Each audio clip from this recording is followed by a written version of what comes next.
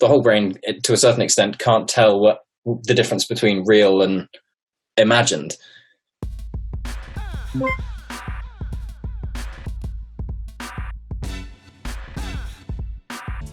Shoot.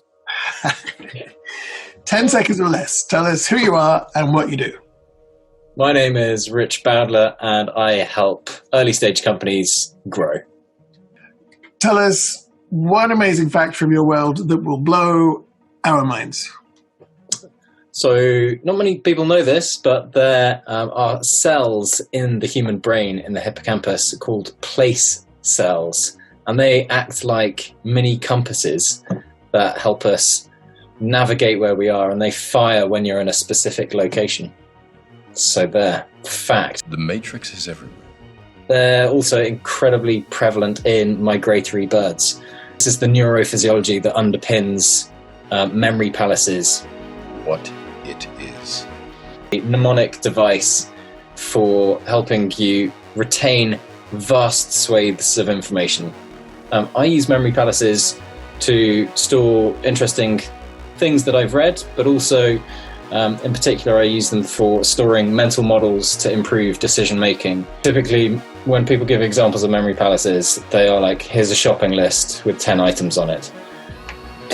Like a prison for your mind.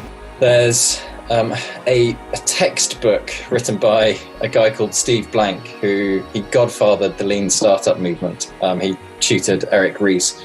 And in his textbook, there are 44 checklists which detail out a logical sequence for going from having an idea to launching it into the world and then growing it and making it successful.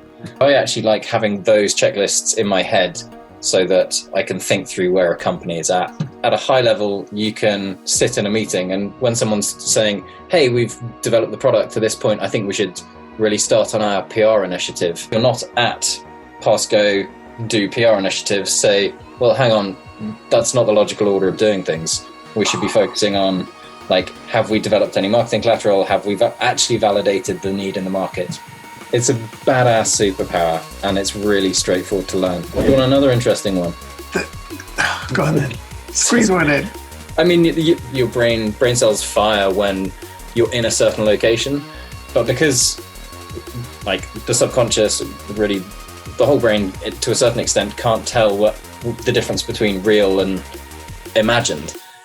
You can feed yourself an imagined scenario, and the brain will fire the same brain pattern. So you don't actually need to go to the place in order to fire those brain cells.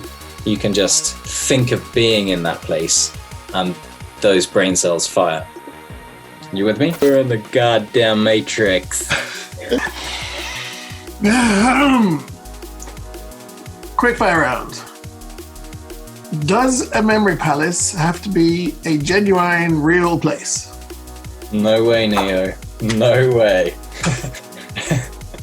It can be made up. People actually use maps in computer games like Call of Duty. Any tips for creating a memory palace? Yeah, it's really straightforward. Just look at the room that you're in right now and then work around it and pick out, let's go with 7 distinct items. So it could be your lamp, number 1, number 2, your screen, number 3, the door, and so on. Just pick out 7 distinct items that are fairly static. They're not going to move. And you're going to use each one of those as like a place or a hook.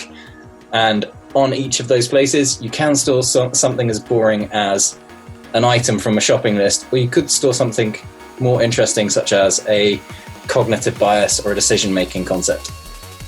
Wow. Okay, last one. Any specific example where this has saved the day? Yeah, so when I had the structure of startup owners' checklists, we were in a company that I was at.